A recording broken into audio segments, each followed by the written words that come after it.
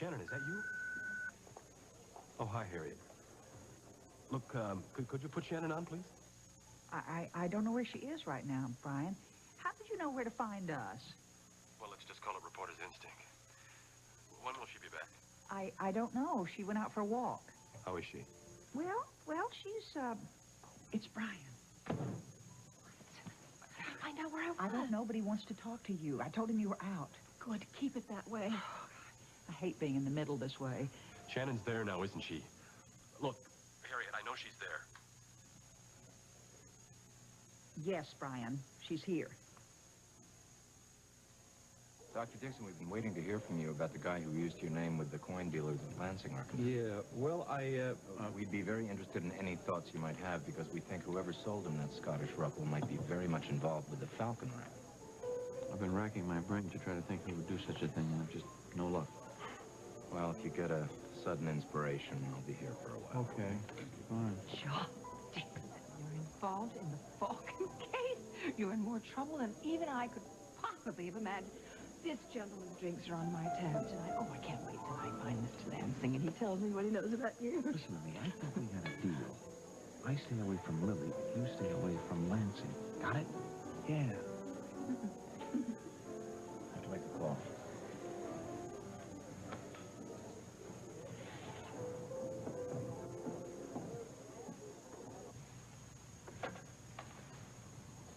Meg, what's wrong with you? Oh, well, to be frank, when you kiss me, you act like you expect more. Is that so terrible? Well, yes, I've already told you. I'm really not ready. I've never... Look, that's what makes all of this so wonderful and exciting. Why don't you just trust me?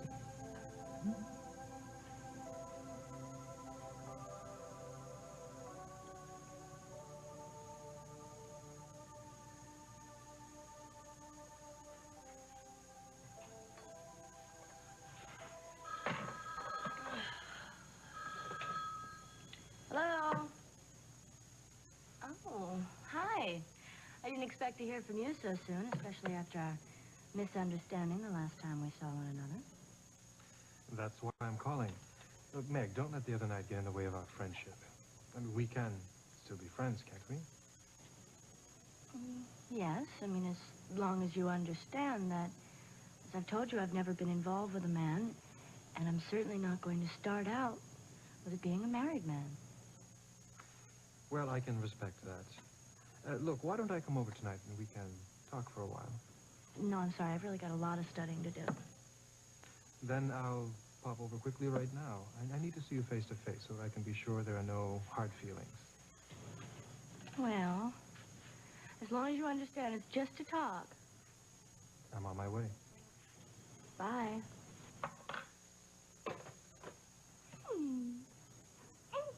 What to wear, what to wear, what to wear. Mama. Right. Hi. Thought you were going to call me. A lot of things to talk about. Well, I've been really busy with the nurses program. Oh, yeah. Where is everybody? Out? Yeah? Oh, good. And we can have a nice, long talk.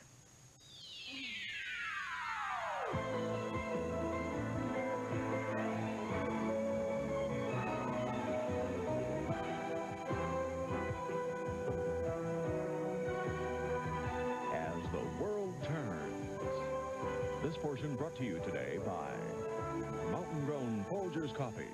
Folgers, the best part of waking up.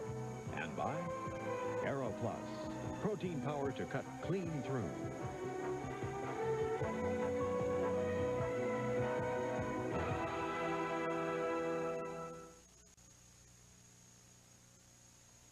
Well, I tried to call you several times at the castle, but... I know, but I got your messages, but you didn't leave a number. I couldn't, Beatrice. I'm sorry. But I did want so much to speak to you. Brian and Shannon are the ones who should be talking. I know, but I couldn't even get Shannon to take the phone when I handed it to her. She just turned and ran out the door.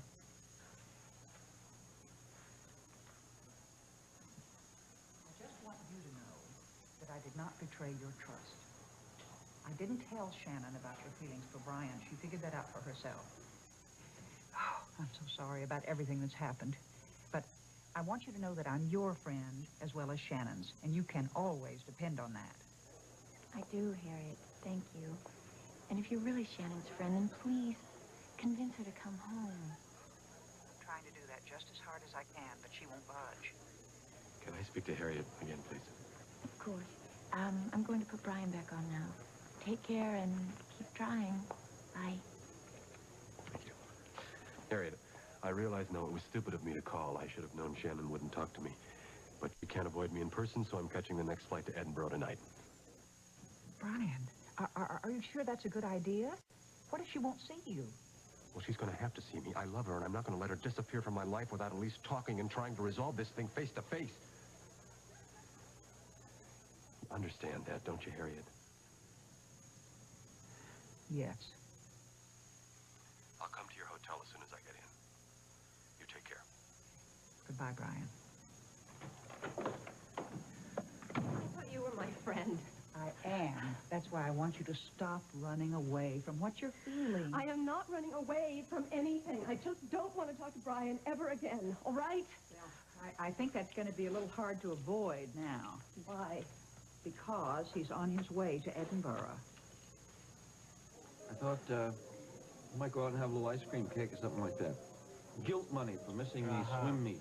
All right, What do you yeah, say? yeah, let's do that. You want to come? Mom? Oh, I don't think so, honey. Homework. Homework. Well, finish your dinner. I'll be waiting at the bar. Okay. I should have known that James Stenbeck and Lucinda Walsh would be inseparable. Now that he's her new henchman at Walsh Enterprises. Honey, if you'd like to go someplace else, would you? It's all right. Just ignore them. Maybe they'll go away. I only wish. Emily? Have the police come up with any ideas about who that might have been that broke into your cabin? No, Grandma, I don't. I know you're going to say not to worry, but I can't help it. I mean, after that happened, with that prowler lurking outside of your cabin, I'm just afraid he might come back and try it again. I'm going to go to the ladies' room. Excuse me. I don't get the idea she's trying to hide something from me. Oh, hi, Emily. How are you? Fine, Good to see you. Appalling dress on that girl. Every time I see one of the stewards, it's painful. Reminds me of my relationship with Dee. But I think the important thing is one should learn from one's past mistakes and not forget them. So philosophical, so wise, Nightingale. Actually, you're right. If ever I would fall for a man again, I'd certainly want to make sure that he was worth it. We seem to agree on nearly everything. Oh, it's the same again, all right. Would you like me to get you a table, Dr. Dixon, or are you waiting for Mrs. Snyder tonight? No, I'm waiting to take my son out for ice cream. I don't know what you want me to say, Mama. I'm sorry. I've done some really bad things. And mostly I'm sorry because I hurt you. Oh, forget about me, Meg. You could have done far worse to yourself and to Dusty. Now, look at me. What if you had been pregnant? What would you have done? Dusty and I were going to be married, Mama. Oh, yes. And live happily ever after, I suppose. Oh, Meg.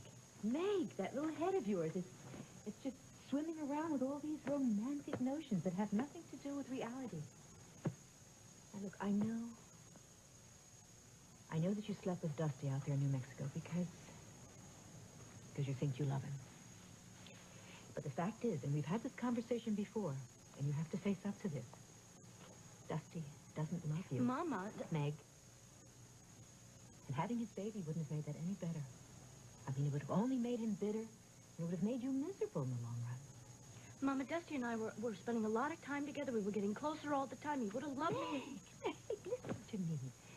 You can't will a person to love you. And you can't build a marriage on guilt or wishful thinking. I mean, you have to have strong commitment. And you have to have open, honest understanding. Without that, a relationship just crumbles, and that's why I broke things off with John. Meg, you're not listening to a I word am, Mama. I'm saying. Honest. I'm listening, Mama. Just promise me one thing. You hear me? Just promise me that you're ever in trouble again. You'll come to me. I'm never going to be in trouble again because I'm never going to let myself get hurt like that again. Meg, hurt is part of life. It's just part of life. You have to feel that no matter how old you are. I wish that I could take all this hurt in the world for you children and feel it myself, but I can't. And the only reason I'm talking to you like this is because I want to spare you some of that hurt. You understand? Yes, I understand, and I'm glad you love me after all the awful things I've done. Of course I love you. I'll always love you. You're my little girl. I know that, Mama. And I'm not trying to throw you out or anything, but I really do have to get some studying done. Okay. All right. Oh, so lonesome out at the farm. Why don't you play hooky tonight, huh? Play hooky and come on out to the farm with me, and we'll have a nice fire. We'll have some hot chocolate. Oh, and a nice Mama, when you were a little girl. Yes. All right? Get your things. I can't. Oh, God, I can't. Mama, I've got to study. Really, I do. But I'll call you this week, and then we'll do it. Okay? All right. Okay. But listen, I want you to keep in touch with me now. I want you to call me more often and keep in touch because a lot of things have happened. And there's still a lot of things that we have to talk about. I know. And I'm never going to keep anything from you again, I promise. And I love you, Mama. I love you.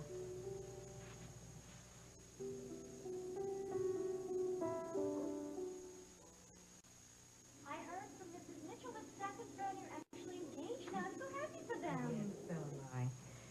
And you're going to be able to find this happening someday, too. You just wait and see. And I don't want you settling for less. Use this business with Dusty in New Mexico as a lesson, just not to rush into things. I promise, Mama. I will. Yes. And I'm going to call you this week, I promise. All right, now I'm going to hold you to that. You hear me? Okay. And you study well. All right. So you won't come home with me? Oh, Mama, stop. Bye-bye. Bye.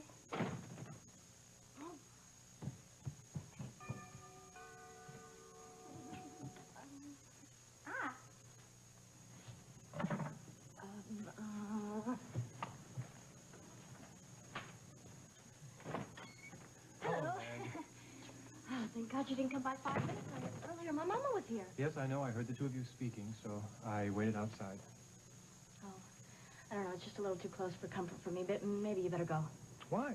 She's gone now. And besides, you promised me a short visit, remember? Well, I guess I can't break my promise now, can I? This is for you. Oh, thank you. I'm sorry I haven't had time to change or anything. I think that you look wonderful. What in blazes kept you? It's after 1 in the morning. I know there's a lot of trouble at Thomas Beaton's house, but I'll explain in a minute. First, read this.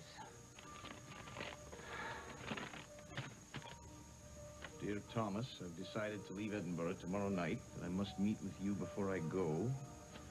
I've discovered something terrible about Lester. I'm afraid he may try to stop me if I go to the authorities. I can't tell Duncan or he'll know of my relationship with Lester. You're the only person I can trust. I know you're an honest man and you'll know what to do with the information that I give you. I also know how much you love Beatrice, so I urge you, once you marry her, take her as far away from this evil place as possible. I'll wait at twilight at our usual place on the moors. If you arrive and I'm not there, you'll know I've lost my nerve and already gone. Be careful, Suzanne. It wasn't Hensley that killed Suzanne. It was Lester Keyes, alias James Stenbeck, and this proves it. No, it doesn't, Duncan.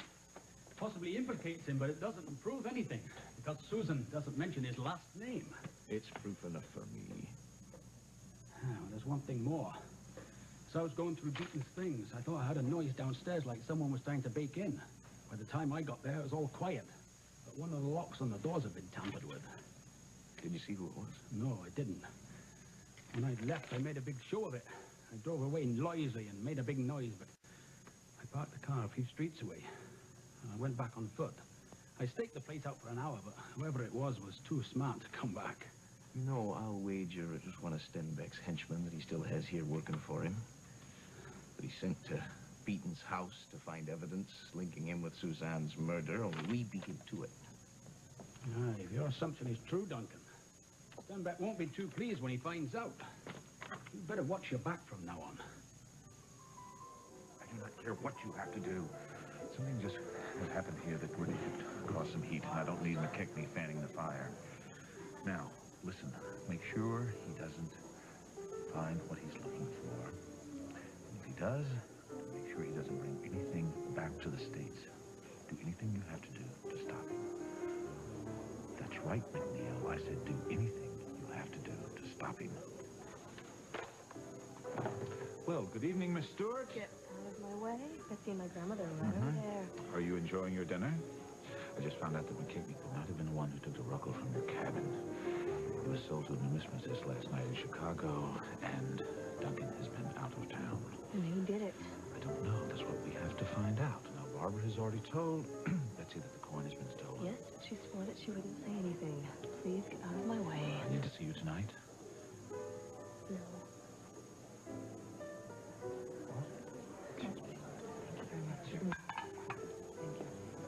What's wrong, Emily? You look so pale. I feel terrible. I almost got sick in this ladies' room. Oh, honey. I think I better go home. Oh, of course. I'll drive you.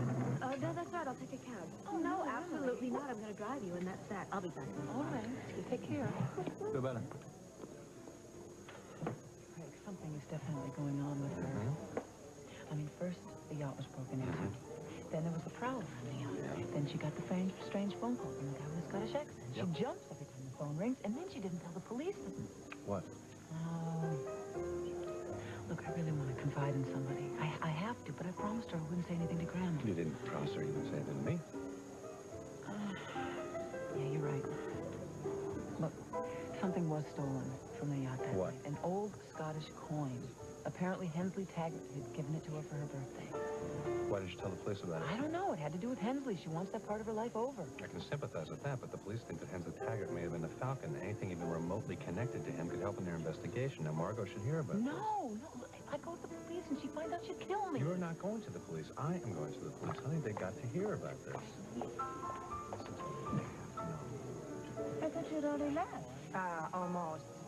Tom's in the car with Paula and Ken. I just wanted to come in and say goodnight. Well, Marco. Good night. Wait. Marco? Marco?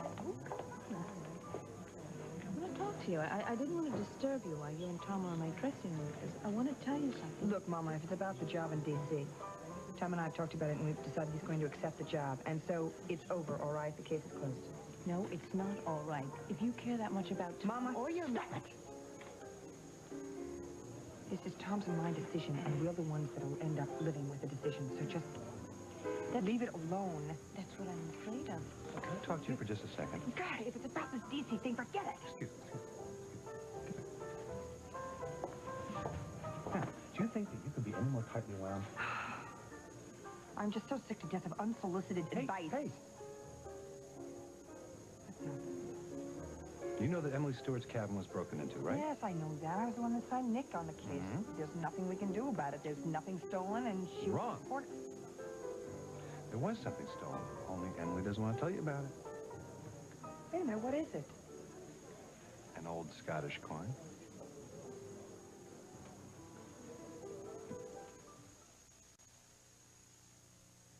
Thank you, Miranda.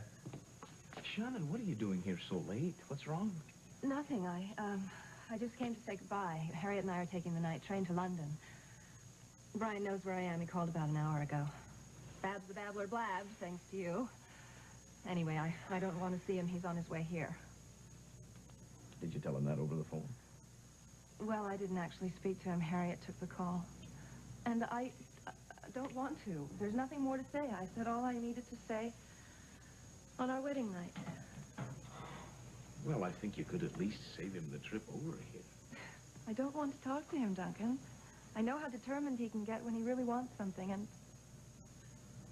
And you're afraid that you may have made the wrong decision after all. And that if you see him, you may lose your resolve.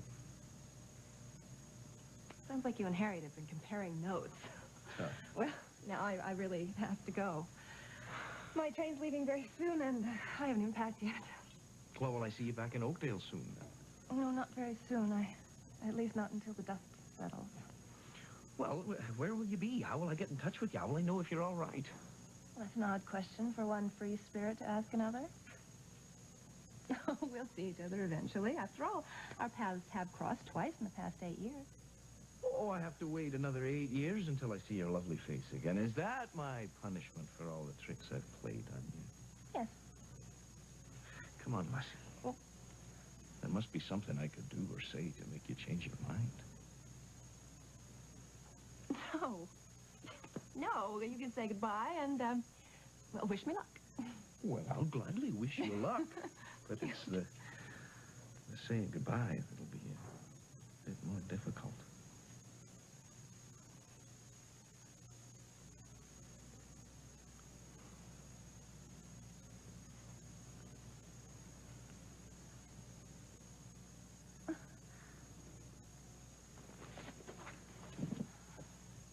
Good night. Goodbye.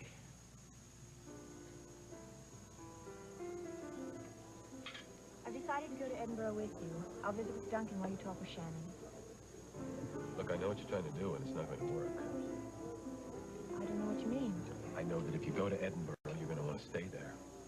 So what if I do? The important thing is that you and Shannon are together again. Beatrice, just because I'm going to see Shannon doesn't necessarily mean we're going to patch things up. Please, I want you to stay here in Oakdale. Yeah. I'll feel a whole lot better while I'm in Edinburgh if I know that you're here, seeing Dr. Michael's getting stronger.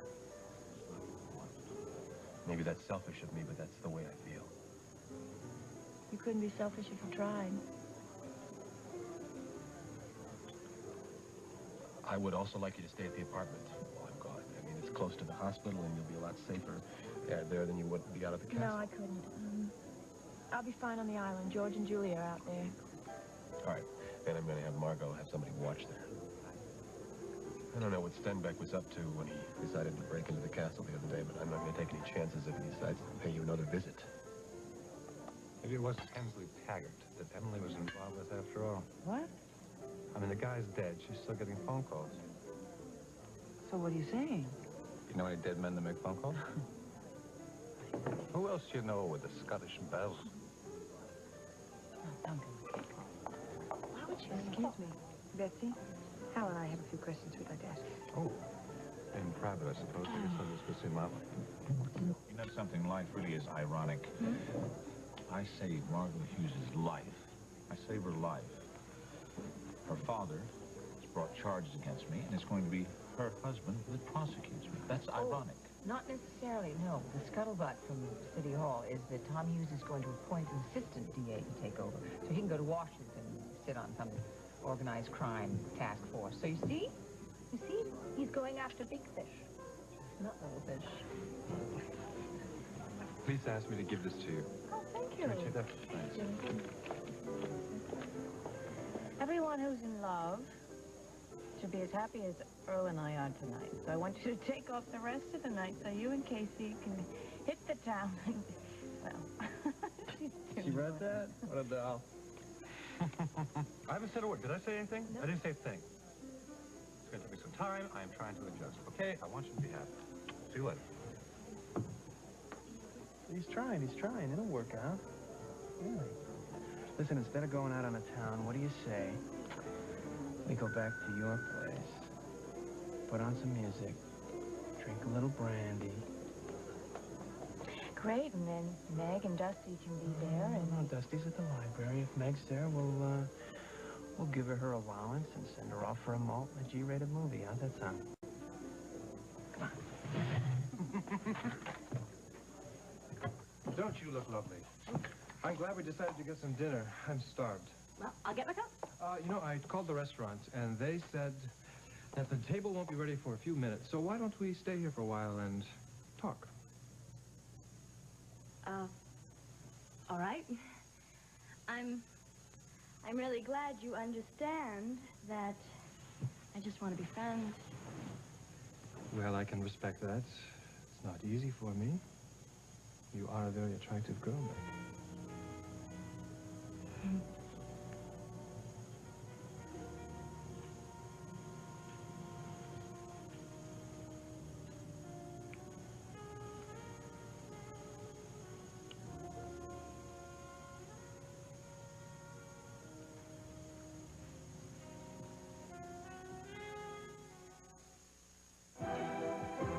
This portion of As the World Turns has been brought to you today by Antiseptic Scope with T25. Scope leaves your breath minty fresh, not medicine-y. And by Dawn, the dishwashing liquid that takes the grease out of your way. We'll continue with part 2 of As the World Turns in just a moment. Part 2 of As the World Turns.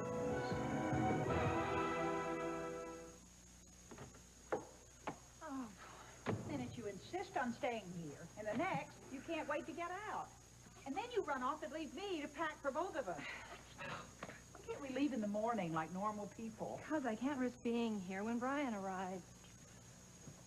How did Duncan react when you said goodbye? Harriet, enough of that amateur psychoanalysis stuff. I don't feel anything for Duncan, except possibly friendship. Then why did you bother to go see him? I thought that he might try to contact us tomorrow, and I didn't want to worry him. Did you tell him we're going to London? I think I mentioned it. Why shouldn't I have? Aren't you afraid he'll tell Brian? No, Duncan wouldn't do that. Well, maybe you told him because subconsciously you want him to follow you. Harriet, enough already.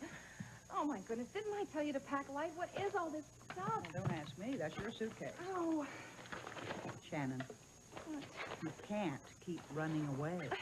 I am not running away. I merely like to travel at night. Uncle Earl and I always used to. No, you're running away from Brian and now from Duncan, Harriet, too. one more ludicrous word about Duncan, and I will stuff you in this suitcase. Okay. Okay. Methinks the lady doth protest too much. Will you listen to yourself? You sound exactly like Brian did when you told him that he was in love with Beatrice. So, Bessie, what do you hear from Steve? Well, he's just started a new job, so that's encouraging. You know, if I had any idea what James was up to, I would have tried to dump him. Barbara, come on. It had nothing to do with James. Not this tragedy. This was all Lucinda Walsh's mastermind plot. Well, with the aid of Oakdale's Latino lover. Well, I think my dinner's getting warm.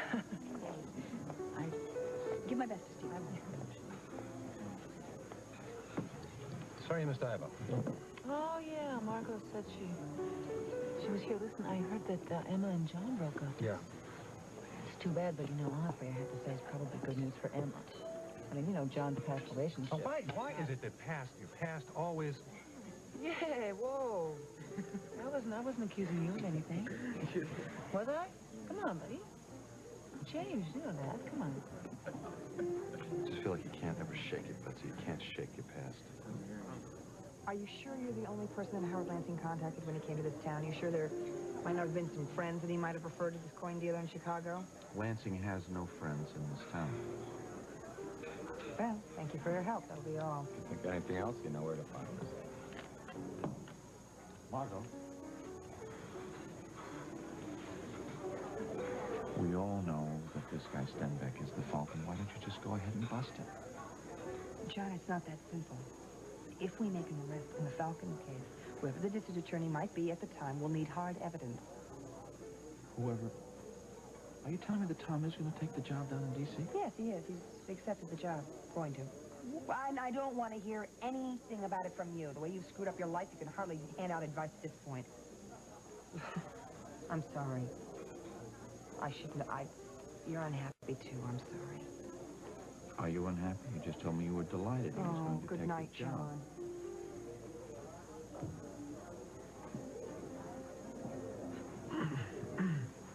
Well, there surely is a plot afoot tonight.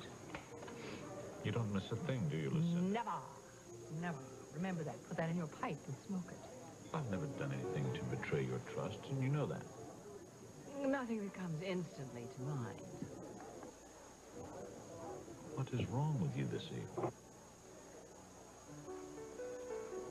Darling, can't I have mood swings? Can't I be like other people? No, you can't be like other people because you're not like other people.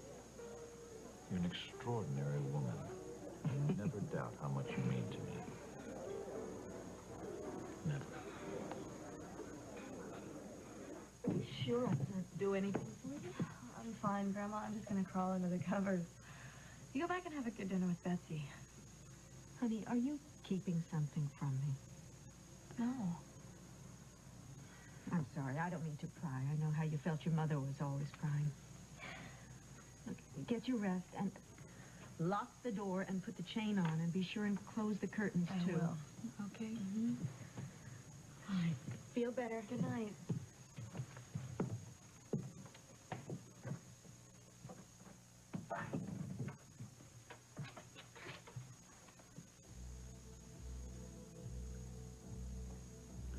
Oh, Emily, you're much too young to have to go through all of this pain.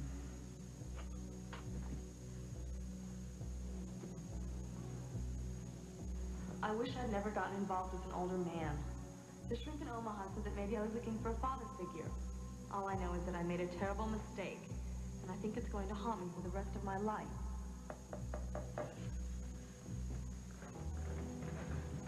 Who is it? Margot Hughes, Emily.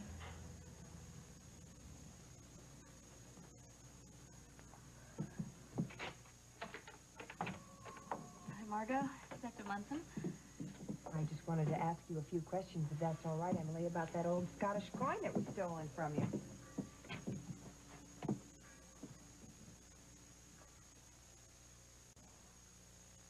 I'm so glad we decided not to go out and just stay home. Alone.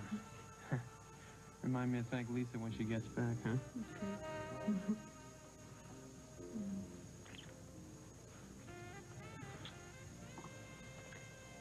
Do you smell something weird? I mean, like something like food, like veal or chicken or something? Do you smell that? You got a heck of a knack for spoiling a mood, you know that? Are you still thinking about Tom and Margot or what? Well, yeah, I can't help that.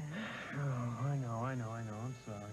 You gotta think of this, though, as a team effort now. We're a dynamic duo, you got it? We gotta split the problems 50-50 here, okay? Okay. Come here. Right. Here's chicken.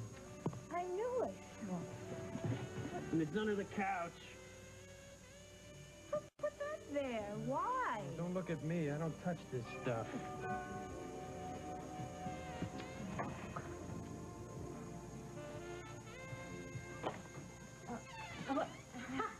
Emerald, what a surprise.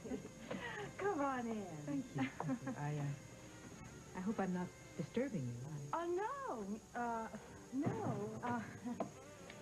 Listen, Emma, I was really sorry to hear about you and John not seeing each other anymore, and I'm sorry. Well, it really gets around in town, doesn't it? Hi, Mrs. Simmons. Oh, hello. How are you? Hello. I brought these books for Meg. I was here earlier, and I meant to give them to her. I left them in the car. I got halfway home. I realized I didn't give them to her. She's probably upstairs studying. I think she probably needs them. Well, no. When we got home, she wasn't here. I just assumed she went out for the evening. Hi, my name's Mike. What's yours? My name's Meg. How about another ginger ale, Meg? Better yet, a real drink. On me. Well, how can I refuse then? All right. White wine. White wine it is. So, Meg, you like dancing? Well, I love it. Good. So I'm off tomorrow night. You busy? Well, I don't know. I'd have to check my schedule. Okay, I'll give you a call. Look, write down your number, and, I'll be right back, all right? We're not going to stay, Meg. I thought you liked this place. It's taking too long to get a table. Hey, you're upset. What's wrong? I think you're a little bit too free with your phone number. Some men might think you want more than just friendship. Yes, like you did. What do you think I am, Look, Meg, where I come from, a woman pays attention to the man she's with, not the bartender. And where I come from, a man doesn't have a fit of jealousy just because a girl is being friendly, especially one who says he just wants friendship and is married. I thought we had all this straightened out. Obviously, we don't. Where are you going? I'm going to get a cab. Don't bother calling me again.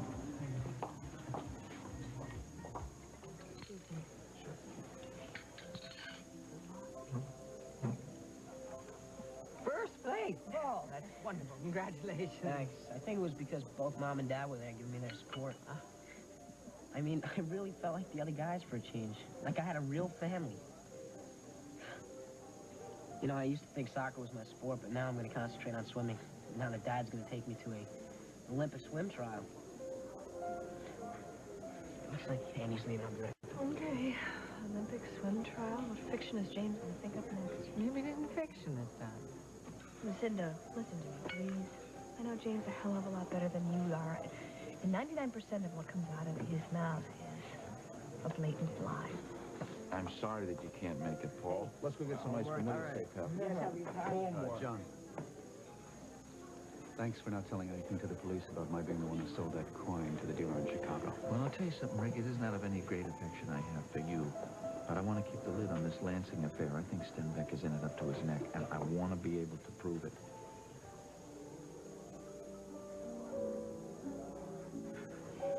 I just know that something's going on that she's not telling us about.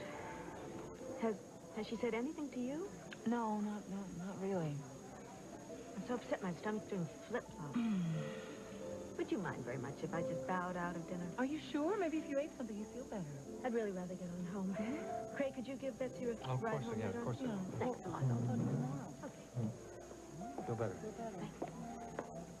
Great, Jesus. I mean, thinking about it, if you're right, if Emily really is involved with Duncan McKechnie, I mean, suppose Duncan is the Falcon. She could be in some real danger. Duncan, I'm sorry it's so late, but I had to call. I'm very concerned about Brian. He found out Shannon is in Edinburgh. He tried to call her earlier, but she wouldn't speak to him. I know he still loves her. And I'm sure she must still be in love with him. He's flying out there to see her, and you must promise me you've got to stop her from running away again before Brian gets there. I'm afraid it's too late, lassie. Shannon boarded a train about an hour ago. Oh, no. Well, did she say where she was going? No. How can I tell it to Brian? I don't know, but you must. Under no circumstances should he leave you alone in Oakdale. You've been through Thomas's things, haven't you? You found another letter from Suzanne. Aye, and now I'm sure it was James Stenbeck that killed her. But listen, you mustn't tell anyone about this at all, and you must promise me to stay away from James Stenbeck. He's a very dangerous man, and I don't want you anywhere near him. Now, promise me. Promise. That's my girl. I love you. I love you too. Bye.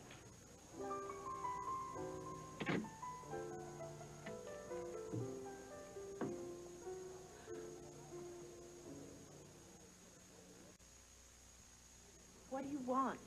I don't mean to startle you, Miss McKechnie. I overheard you talking to your brother. I believe he's out of town, isn't that correct? I don't think my brother's whereabouts are any of your business. Well, I doubt Duncan has mentioned this to you, but he and I do have some business dealings together, and I just was curious about when he was coming home. I don't know, if you'll excuse me. Miss McKechnie, you have nothing to fear from me. Leave her alone, Stenbeck. Oh, Brian, good to see you again. Let's forget the niceties, shall we? I heard about your little visit to the castle. And if I find out you've come anywhere near Beatrice again, I warn you. Forgive me. Please forgive me. Didn't mean to upset you, Miss McKechnie. You all right? I'm fine. You're not. You're trembling. Come on, I'll get you back to the house and I'll have to pack, too. No, you can't. I mean... What? Oh, how can I tell you this? What? There's no point in you going to Edinburgh now. I've just spoken with Duncan. Shannon's gone, and he has no idea where she's headed.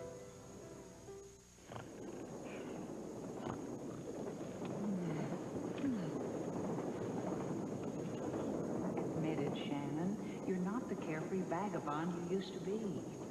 You need a man in your life. Commitment. That's why you're still in Edinburgh. Are you suggesting that I'm interested in Duncan? Just think about what I'm saying carefully. Duncan McKechnie is Brian's opposite in every way. Secretive, mysterious. Maybe that's why you're so drawn to him. Danger is a baby, Pearson. And I've got to see this through to the end, whatever it brings. I'll be in touch.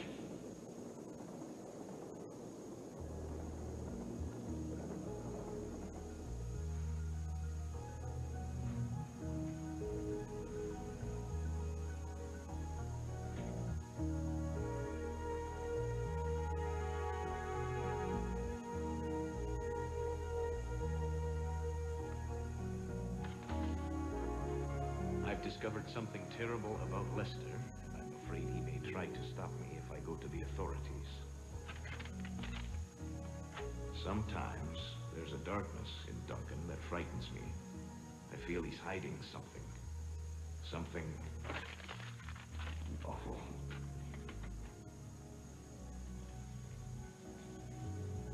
Well, my dear, would you like to do the honors? Sure. Thanks. Did Betsy tell you why Emily left in such a hurry? Well, she claims she wasn't feeling well, but if you ask me, I just think Emily's been rather nervous lately. I'm glad that Betsy suggested that she see Dr. Michael. Get my coat. Why don't we go someplace else for a nightcap? Unless, of course, you've had enough of my company for one night. Oh, never enough of your company. Are you kidding me? But I do have to make a quick phone call first. James, who the hell have you been calling all evening? Gerald Miller. He's the vice president of one of Corinne Lawrence's divisions in Los Angeles. If I don't get him this time, you're mine for the rest of the evening. I never mentioned the Ruckle was stolen because I was afraid it would get out that Hensley had given it to me as a gift. If my mother or my grandmother found out I was involved with him, they'd go crazy. I'm sorry. If I would have known the Ruckle was important to the investigation. It is, Emily, extremely important, and I strongly advise you to answer our questions truthfully now. You have no idea who broke in here? Or how they knew you had the coin? No. What about after Hensley's death? Did anybody contact you? Maybe another man with a Scottish accent? I told you no. I want to help. All right, thank you. If anything comes to mind, give us a call. I you? will. I will. Good night.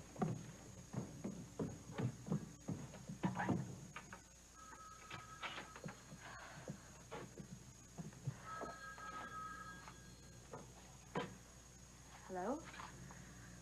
What is going on? The police were just here questioning me. They know that the Ruckle was stolen from my apartment. I was afraid they would put it together, and they might have. They were talking to Dixon about it earlier. Now, you have told no one that I gave you that coin, is that right? Of course not. Don't tell me Dr. Dixon stole it. I doubt it. But I think I know who did. Rick Ryan. And when I get my hands on him...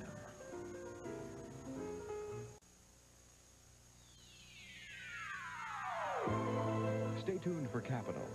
Next on most of these CBS stations. Menswear by Barney's New York. Furs by Christie Brothers.